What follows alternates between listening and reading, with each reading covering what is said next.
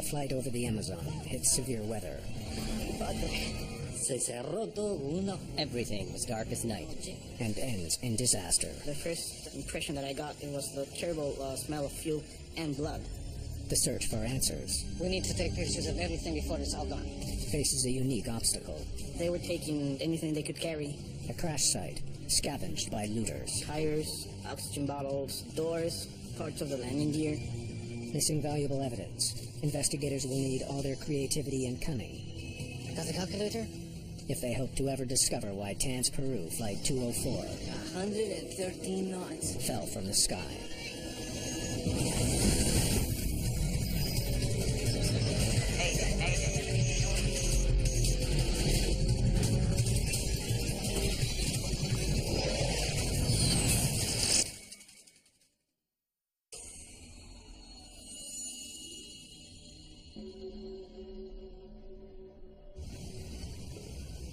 The shattered fuselage of a Boeing 737 lies smoldering in a Peruvian jungle. Stunned passengers struggle to escape the wreckage. Once I was outside, I tried to help those near the door who knew they had to leave the plane.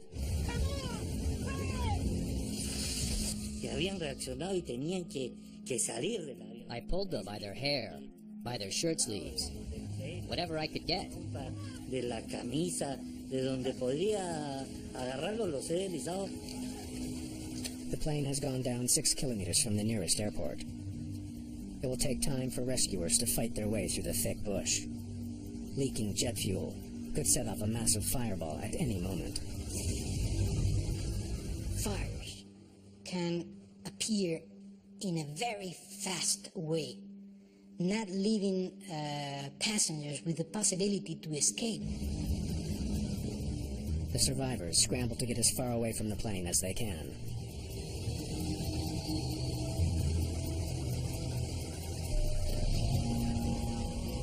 Minutos que hemos estado tratando. 10 minutes after we left it, the plane exploded. Vuelve a estallar. Scattered wreckage is all that's left of TANS Peru Flight 204. A flight that just an hour ago was preparing to take off from the capital city of Lima.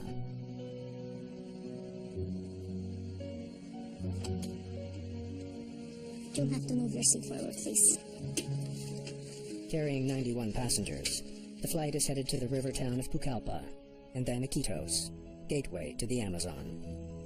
Taking off from Lima to Pucallpa was a beautiful flight. You see the snow caps on top of the mountains, the lakes, the little roads, and then you see how it changes color to the beautiful forest green in the jungle. Hector Ugarte barely makes the flight. A government bureaucrat, he travels regularly to Pucallpa on business. There is extra room 3 seats down if that helps. You are too kind. Siempre tengo problemas cada vez que subo un avión que no. I always have problems on planes because my legs hit the seat in front of me. So I always want to be in the emergency exit row because there's more room. En el lado de la puerta de emergencia porque es el lado más amplio. Today, a former Air Force major will be handling the takeoff. Gonzalo Delgado is training to become a first officer. You ready? His instructor is Octavio Perez Palma. Go ahead. A former military commander, he's now an airline captain. Set first. What's set? Pilots need to build up experience. A non-experienced pilot would fly, sitting in the first officer position together with an experienced first officer sitting on the jump seat. On this flight, that experienced first officer is Jorge Panta, backup for trainee Delgado.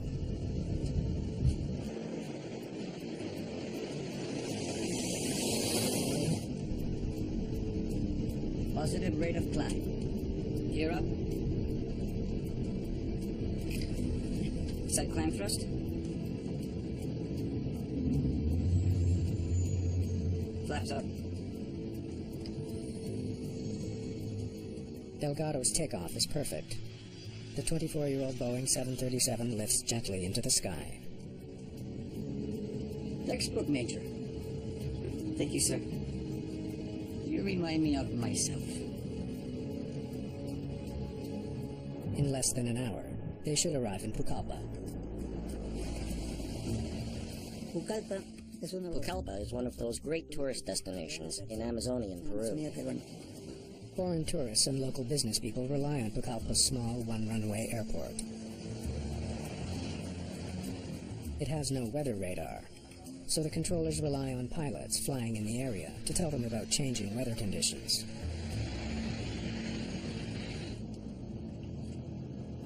This is Captain Perez Palma. Weather conditions for the flight are good, but for your safety, I'd appreciate if you could stay in your seats with your seatbelts fastened.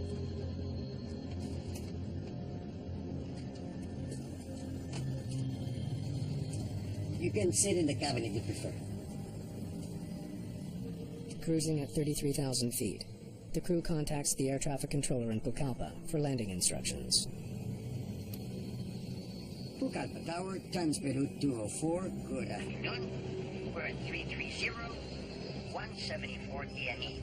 We'll start our descent in 10 minutes. Can you provide conditions, please? Transperu 204, Tower. Scatter rain at 3,000, southern quarter. Thank you, Pucallpa Tower. That front's blowing our way.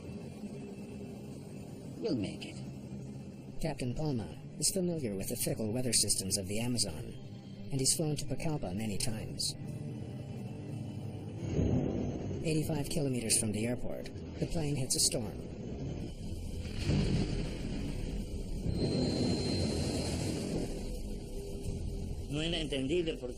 I could not understand why we had to fly through such a storm, because there was really a torrential downpour. In Pucallpa, storm clouds are threatening, but there's still no rain. Transperu 204. Charlie Bravo is in the southern quarter. Begin final descent to 1,500 feet. Pucallpa Tower, Transperu 204, thank you. Descending to 1,500. As Captain Palma sets the autopilot to the new target altitude, another jet arrives at Pucallpa Airport. The crew reports conditions. Runway 20 looks good so far. Weather's shifting fast. Suggest caution. Okay. Look at that beast. It's huge. It looks like England. We can get it through here. Let's see. 20 miles. No, that's too far. Look, here's Pucallpa. Do you see it? I see it. Maybe through there. No, we have to go in further ahead. Now, 40 kilometers, or 25 miles from the runway, the crew has the option of flying to an alternate airport or returning to Lima. Let's get under it. Okay. We're not going to our alternate? But Captain Palma is determined to make it to Pucallpa.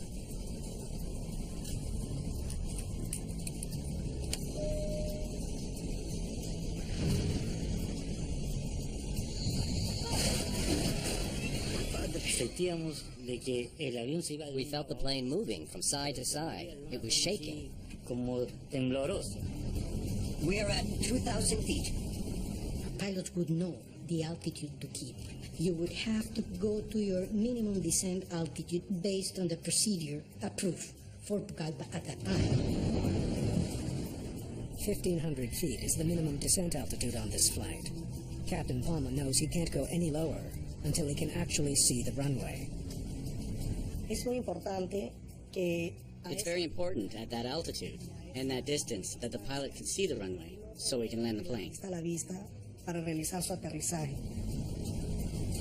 there some visibility over there? No, not that way. Stay under the cloud. Do not descend. Do not descend. That's what I'm looking for. There. Right there.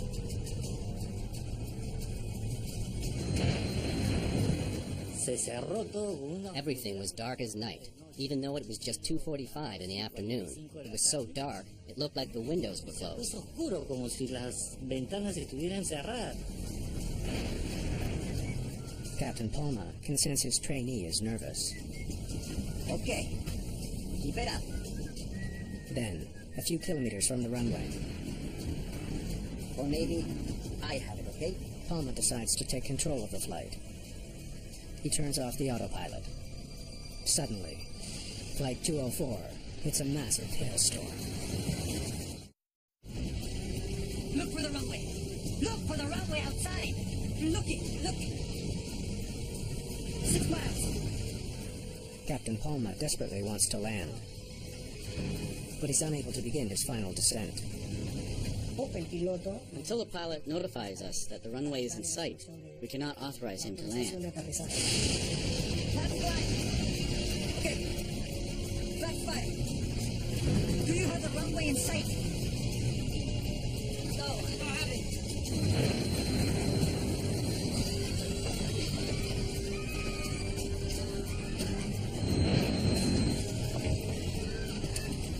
Vino la hermosa. I saw a flight attendant come running and sit in an empty seat. We'll be fine. Then I realized that things were pretty serious. Tell the tower to confirm visibility on the other side of the runway so that we can come around and land. Until Palma can see the runway, he's stuck at 1,500 feet. Attack the tower. Send crew 204. What is the visibility on the other side of the runway? Number 204. Visibility is getting worse. Now less than 2.5 kilometers. I can't see it. I can't see anything. An altitude alarm sounds a grave warning. Inexplicably, the plane has dropped hundreds of feet in just seconds. It is now less than 500 feet from the ground. Okay. Move with me. The crew has only seconds to somehow avoid disaster. Help me pull. Help me pull. Peru 204. Peru 204. En ese momento lo que estaba yo I tomando believe that these were the last few minutes of my life. eran mis últimos minutos de vida y mientras pensaba las luces And as the lights flicked on and off, tomé la I directed myself to God. de dirigirme a Dios. Pull with me.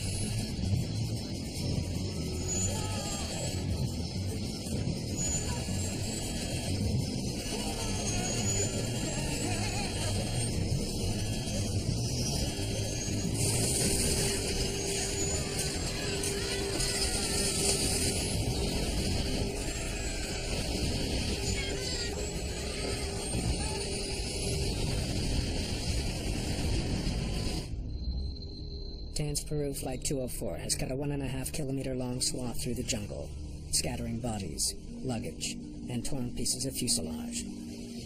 Peru 204. Peru 204. Flight 204 has not responded to calls from controller Juan Carlos Peña.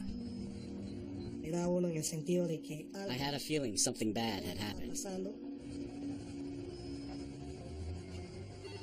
Peña's fears are confirmed when he gets a call from the local fire chief. Y me informa de que un sobreviviente amigo suyo A friend of his was a passenger who survived the crash, él venía en ese vuelo y que and he called him. He said the passengers in the front of the plane were all dead, but there were many survivors in the back. y que había muchos sobrevivientes de la parte trasera.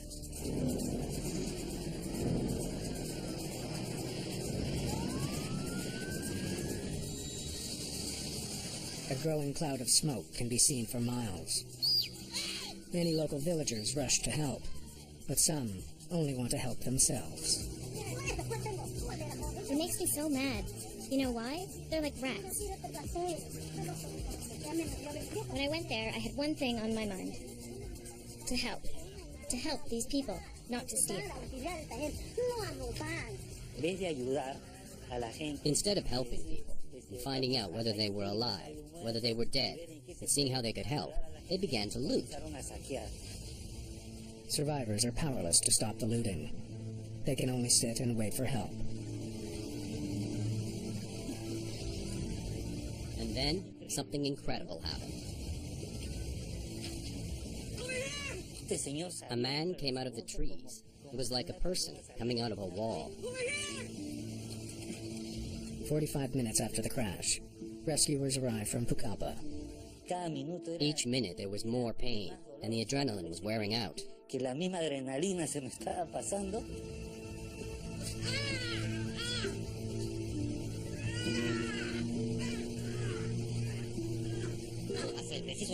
Local reporter Gino Marquez is one of the first journalists on the scene. Fue algo para mí impresionante. It was incredible to see suitcases thrown all over the place, clothes that belonged to the passengers. ¿De quiénes habían sido los pasajeros? It was my first time covering a plane crash as a journalist, and it affected me deeply. Indudablemente me quedó marcado, ¿no?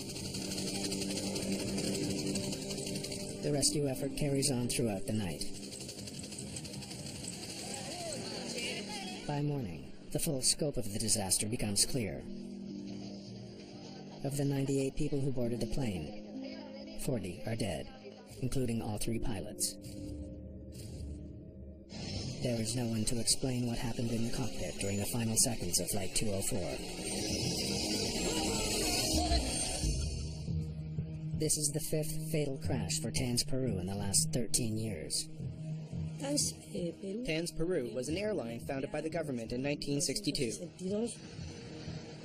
The airline has one of the worst safety records in South America. Just 2.5 years earlier, all 46 people aboard another TANS Peru flight died during a failed descent. They were flying from a city called Chiclayo to another city that is called Chachapoyas. And just like 5 minutes before the landing, they crashed against a hill. All these facts turn this into a very big story. It attracted a huge amount of public attention. What people wanted were answers. Why did the accident happen? The day after the crash of Flight 204, a team from Peru's Aviation Accident Investigation Commission arrives. Patrick Frickberg is in charge. The first impression that I got, it was the terrible smell of fuel and blood. It was still burning 24 hours after it crashed. It amazed us that somebody had survived. Gracias a ese cambio de asiento que tuve, Thanks to my seat change, because I couldn't fit into the seat because of my size, they changed me to row 10, the emergency exit row. And that's why I had a chance to survive. creo que he tenido la oportunidad de salvarme. Frickberg is also amazed by the looting. But they were taking anything they could carry from the wreckage site. They took tires, oxygen bottles, doors, metal pieces, parts of the landing gear. And maybe there was an interest of exchanging them for money. The small troop of government soldiers at the crash site Excuse me. I'm with CIAA. I'm going to need your help, please. can't protect all the evidence. It was huge as well. So it wasn't that easy of a situation to control. Hey, I need both these engines guarded around the clock. No exceptions. Frickberg is forced to preserve the most important pieces. We could distinguish the engines, but everything else was into small pieces. We need to take pictures of everything before it's all gone. Let's go. What he can't guard, he tries to document. I mean, the pieces were there, the flight controls were there, we found the cockpit, parts of the cockpit, we found the seats. We were mainly worried about recovering the flight data recordings and the cockpit voice recorder. While the team at the crash site searches for the vital black boxes, other investigators interview survivors. The last thing that I remember was just this fire coming from the front end of the plane. It sounded like the engines were struggling. I have never seen hail that big. The survivor accounts of the flight confirm reports of a severe hailstorm that pounded the region. It's huge. Just before Flight 204 went down. Frickberg wonders if the hail somehow disabled the engines. It can severely damage the whole aircraft and its systems. It can shut down the engines. It's very dangerous for an aircraft to fly into a hailstorm. Investigators suspect Flight 204 may have been hit by enough hail and moisture to cause what's known as dual-engine flameout. An engine flameout is almost like a candle being blown by the wind. A visual inspection of the engines should help determine if that's the case. Though the engine's outer casings have suffered heavy damage, the turbines are largely intact. We have to see if they sucked in some debris. A close inspection reveals plant debris deep inside the turbines. It means that the engines were spinning when the plane hit the jungle canopy. We found that nothing abnormal had happened to the engines. They were operating until they crashed. It's conclusive evidence. An engine flameout did not bring down Flight 204. We didn't know at that time what had caused the accident. Hope of getting some answers is renewed within hours, when they find one of the plane's 2 black boxes. Peru lacks the technology to read the data. The voice recorder will be shipped to the NTSB in Washington for analysis. It's like a rush, because, okay, we have something to work with now. But the second black box, the flight data recorder, is still nowhere to be found. Any sign of the FDR? Well, I can guess what happened to it. Keep looking. It's more than likely that looters have taken the FDR. Watching that some of the evidence was being taken away, we were very, very frustrated that we could not have a better control of the crash site. With the evidence they need disappearing by the minute, they post a $500 reward for the return of the flight data recorder. It tells us how the engines were, or the systems were performing until they crashed, until the aircraft crashes. So it's pretty necessary information to have. Whether they ever get that valuable information is now up to the people of Pucallpa. In the meantime, Frickberg gathers information on what the Pucallpa Tower controller witnessed as he waited for Flight 204's arrival. Es ahí cuando ya le informo al piloto. At that point, I informed the pilot of the presence of the cumulonimbus. In the aviation world, everybody knows it is the most dangerous cloud. Es que es la nube más peligrosa que tenemos. The controller could only warn the crew about the storm cloud, also known as a Charlie Bravo. Peru 204. Charlie Bravo in the southern quadrant. In Peru, controllers do not have the authority to shut down an airport. Begin final descent to 1,500 feet. He was advising the crew that the conditions were deteriorating fast. We can get in through here. According to his general operations manual, you either avoid that storm or you go around it or over it if possible. El vuelo visual le dice. Visual flight rules instruct a pilot in a situation of zero visibility to immediately gain altitude and go to an alternate airport. Investigators need to know why Captain Palma took the risk of flying straight into the storm.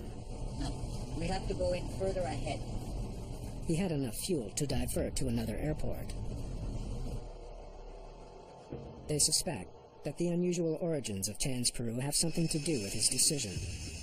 Launched by the Peruvian Air Force, the airline fostered a culture that likely came into conflict with the goals of civil aviation. TANS Peru started as a military operator without any certification from the civil aviation authorities in Peru. The personnel were either retired Air Force pilots or in active duty pilots.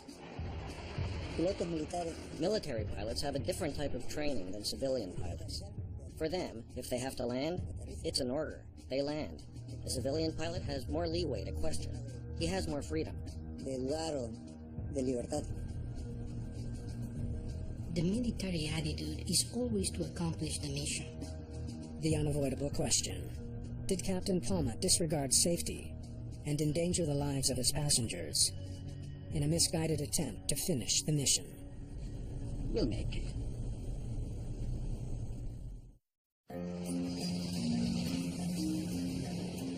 Looking for more answers, Frickberg travels to Washington, where NTSB specialists can extract the recording from the CVR. Is there some visibility over there? No, not that way. Stay under the cloud. Do not descend. Do not descend. I only hear two voices. Perez Palma and Chileno Salgado. This was supposed to be a three-man crew, But there are only two voices on the recording. Where's the first officer? Look for the runway. Look for the runway outside. But before he can answer that question, 6 miles. Oh. Hi, it's Patrick. he gets news from his office in Lima. Call me the second you open it. The reward worked. We're getting the FDR. It seems that $500 was too good to pass up for one man in Pucallpa. In a major breakthrough for investigators, the man agrees to exchange the second black box for the reward money. He was pretty much the good guy at the time. If it's still functioning, the FDR could point directly to the cause of the crash by revealing any in-flight electrical or mechanical failures. Meanwhile, the reason why there are only two voices on the CVR has come to light. The first officer was in the cabin. The first officer left the cockpit You can sit in the cabin if you prefer. because the seatbelt on his jump seat wasn't working. Aircraft manufacturers have built their airplanes to be flown by a crew of 2 as a minimum. The crew ignored a key rule requiring the first officer to stay in the cockpit during a training session. Turn it up. Frickberg also notices a characteristic sign that trainee Gonzalo Delgado was not comfortable flying the plane. Based on other accident investigations, when we heard the co-pilot start whistling, and that means that maybe he's in a very stressful situation. Look for the runway. Look for the runway outside.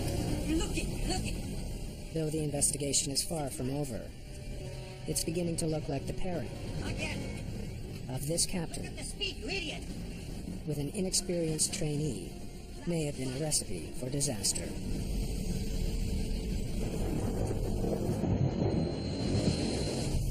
Do you have the runway in sight? The CVR from Tanz, Peru, Flight 204 No, I don't have it. has given investigators a glimpse inside the cockpit of the doomed flight. They hope data from the FDR will tell them much more. But when it is finally examined, those hopes are dashed. Yeah. It was like a bad surprise for us because it was tampered with, it was opened. The recorder is badly burned, and whoever found it has toyed with the intricate internal mechanism. The device is useless. The tape was destroyed, we couldn't use it. Yeah. It's a bitter disappointment for investigators. All right, thank you. Worse, they're missing some other important data. En el caso del aeropuerto de Pucallpa, Pucallpa Airport doesn't have radar. Only Lima Airport does. tenemos en nuestra central en la ciudad de Lima. A radar track of the flight would show the plane's rate of descent, information that could tell investigators how quickly the crisis developed. Without the radar data, Got the calculator? Frickberg has to get creative. He listens to how the pilots describe their position. Okay. 20 miles. We are at 2,000 feet. He hopes to recreate the plane's flight path. It requires detailed analysis. 20 DME. Velocity is 300. He measures how long it took the plane to travel a given distance to calculate airspeed. You make mathematical calculations and you obtain the rate of descent. From the analysis, a telling detail emerges. Look what happens here.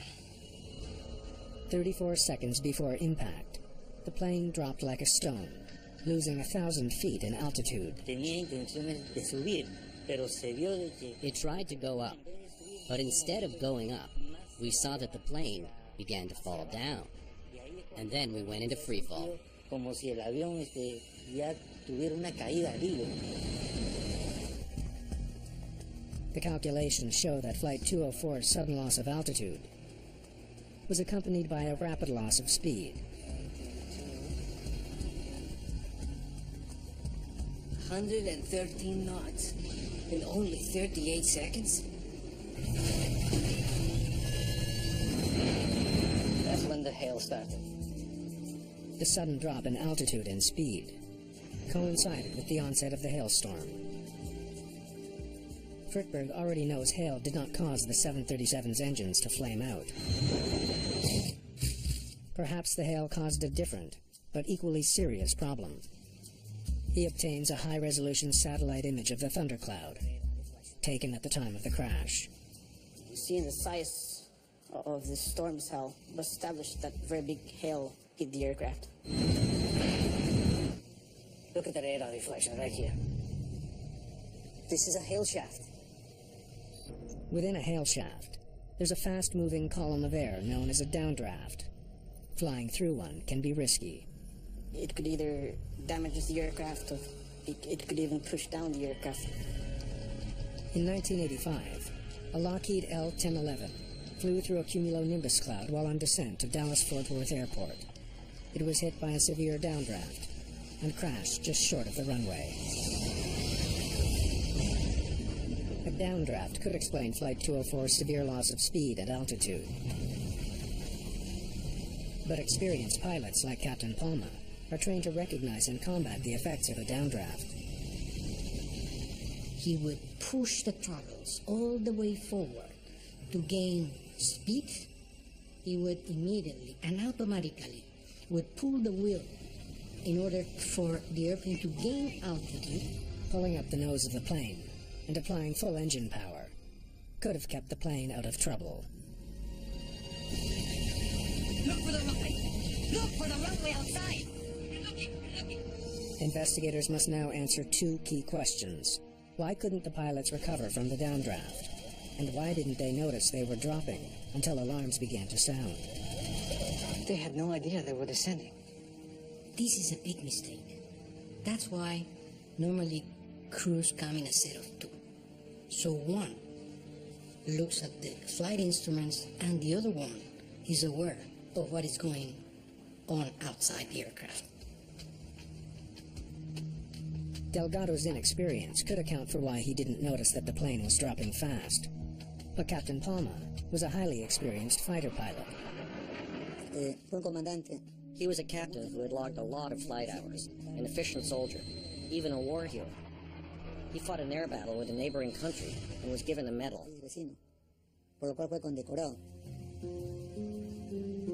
Palma knew this route. He was used to flying in unpredictable weather. It doesn't seem to add up. Then, while examining photos he took at the crash site, Frickberg discovers a clue.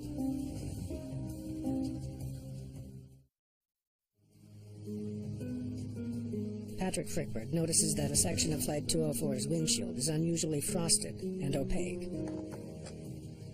He asks the NTSB to send him photos of other planes that were damaged by hail. Hi, it's Patrick. Statistically, there are a couple of serious incidents and accidents where hail has been involved. Cockpit windows are made of multiple layers of acrylic and plastic bonded together. They are extremely thick and strong, but in rare cases, large hail can crack the outer layers of the windshield, creating a frosted texture that is almost impossible to see through. Investigators conclude that moments before the crash, Look for the runway! Look for the runway outside! Looking! the crew was flying blind.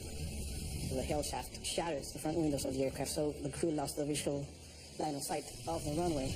Do you have the runway in sight? Consumed by the damaged window, No, I don't have it. the crew failed to notice what their flight instruments were telling them. The plane was falling fast, pushed by a downdraft. Once they hit 500 feet, they couldn't help but notice. The sound of the altitude alert warning began filling the cockpit. Commercial jetliners are equipped with a ground proximity radar system. It triggers a warning if the plane flies too low without deploying its landing gear. Pull with me. Pull! It's clear from the Flight 204 CVR that the pilots were trying to pull up, yet the plane didn't climb. The question is why? We asked the National Air Transportation Safety Board if they could do a background sound analysis so we could establish if the engines were at max power or not. Look for the runway. One by one, the various sounds in the cockpit are identified and eliminated. That's only the engines, right? If the pilots were trying to climb, The engines should be screaming as they rev up, but that's not what investigators hear. They're not spooling up. You just hear constant frequency until the end. It seems the crew failed to do the one thing that could have saved the plane. Perform a standard procedure. Accelerate out of trouble. Frickberg needs to know how they could have made such a fundamental error. He reviews the events leading up to the crash. A perfect storm of unlikely events and tragic mistakes.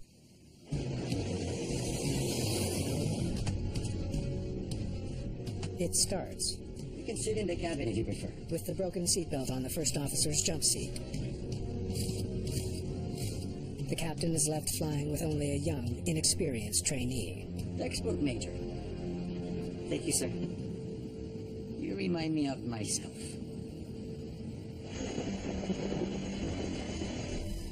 Look at that beast. Captain Palma misjudges the storm. We can get in through here. And flies right through it. Intense hail shatters the windshield. You have the runway in sight. Blinding the crew. No, I don't have it. When a massive downdraft hits, the pilots don't notice their plane is descending until the ground proximity alarm goes off. Then they make the biggest mistake of all. They fail to throttle up. Investigators conclude that happened as the result of one critical decision, made moments earlier by Captain Palma.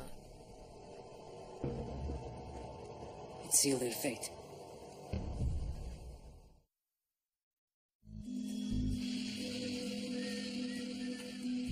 Okay.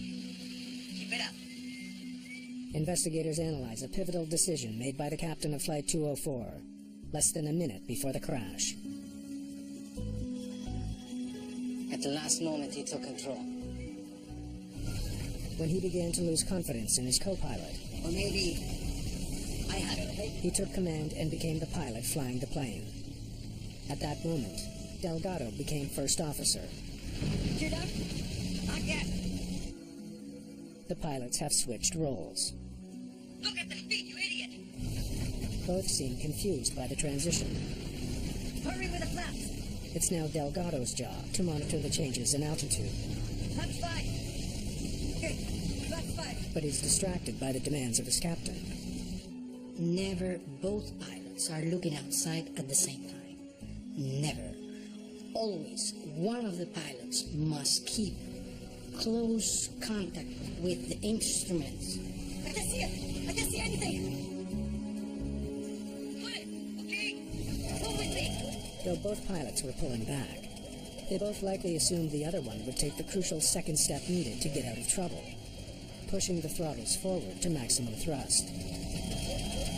When pilots are too confident and self-sufficient, they get used to the idea that nothing will happen. We'll make it. Call it lack of discipline or not obeying the rules, but that's what happened. When investigators examine the Tanz Peru accident that occurred 2.5 years earlier, they discover a shocking fact.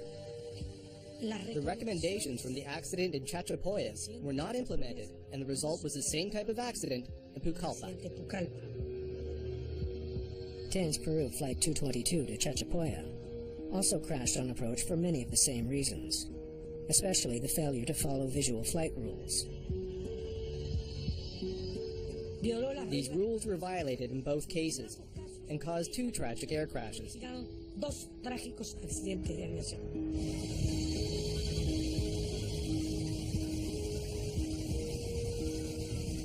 There's absolutely nothing wrong with But before investigators can finish their work, The company had another serious incident. They almost had a mid-air collision with a commercial airline.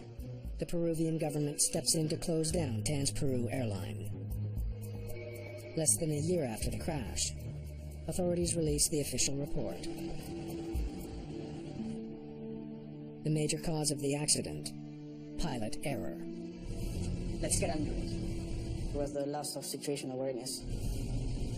We're not going for an alternate? The violation of their procedures caused this accident.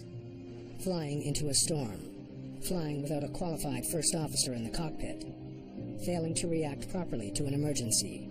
All are significant errors.